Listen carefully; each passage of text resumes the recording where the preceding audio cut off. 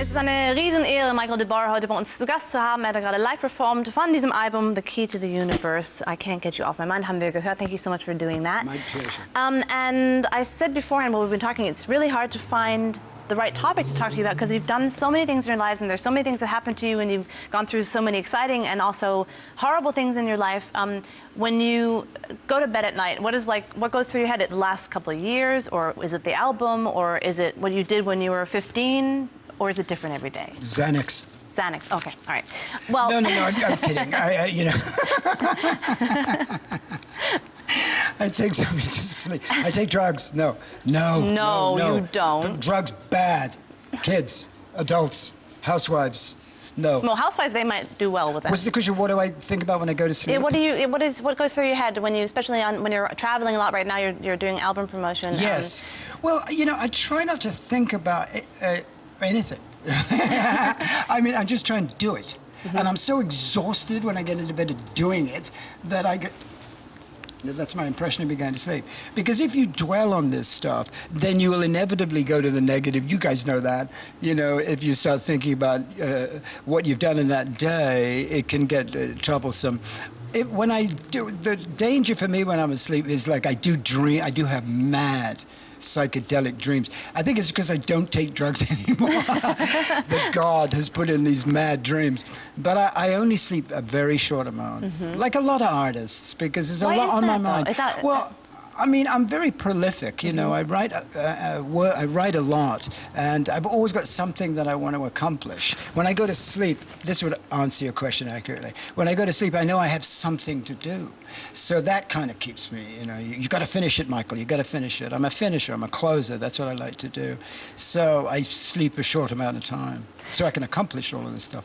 And you accomplish a lot. You do a lot. You're traveling today, tomorrow, and you traveled. You didn't record this album in LA where you live or in New York where you also have a place to live. You went to Rome. Why did you do that? And tell me about the feeling of being in a city like Rome when you actually live in LA. Well, first and foremost, I went there because Bob Rose, who runs this label that I'm on, FOD Records with Dean Majuris, wanted me to. And I did an album with him in the 80s that was terrific. And he called me up out of the blue a year ago and said, come to Rome and make an album. What are you going to say? No, thanks. No, I got to go to North Hollywood and do my dry cleaning. I mean, what are you going to say? You're going to say, yes, I'll go to Rome and make a rock and roll record, because I knew it was going to be good, because my buddy Nigel Harrison from my first band was in the band. And I've always trusted this guy. And that's what it's all about, like we were talking about earlier. So I go to Rome. Okay, so there I am in Rome, the most timeless, epic city ever, apart from... Where are we right now? In Düsseldorf. Apart from Düsseldorf. Of course. Which, to me, taught me everything I know. To this day, I can say that Düsseldorf. No. Rome, beautiful Roman Empire.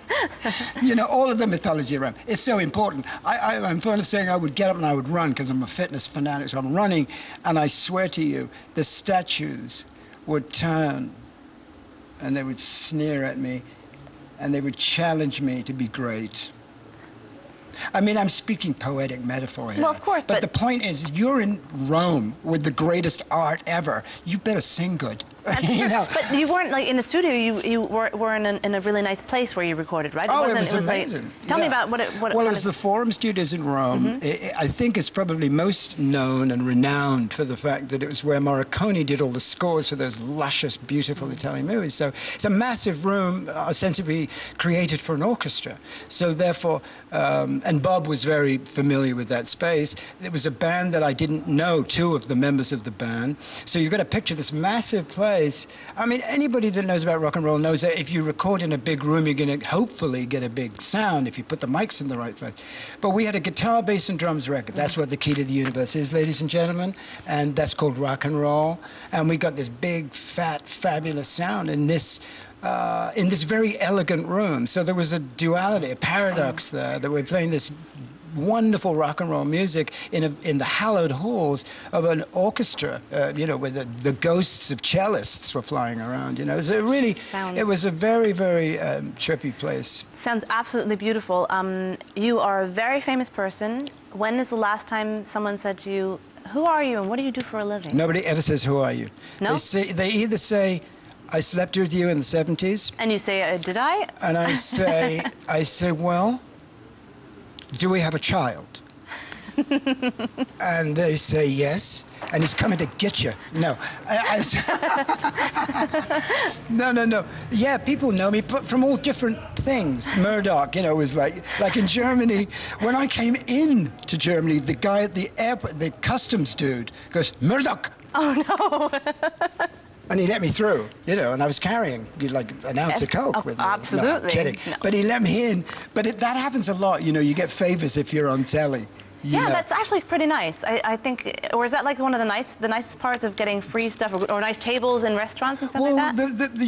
The more famous you become and the more prominent you are in the media, the more free things you get. It's just this ridiculous irony. Yeah, it's really the more money. But I didn't ever think about that, really, Emily. In all honesty, I don't think about that. I lost the idea of ambition and the desire for all of that a long time ago because it's a sucker's game. Because today it's Justin Bieber. Yesterday it was Charlton Heston. I like that. That's a really good comparison. I'm fond of saying to my friends, in the 30s, the biggest movie star of 1938. You know who that was? Ronald Reagan? Rin Tin Tin. Rin Tin Tin? Oh, Ronald Reagan would have been dog. And Reagan, Reagan. Reagan, okay. But the point is, it's such a transparent world where one day you're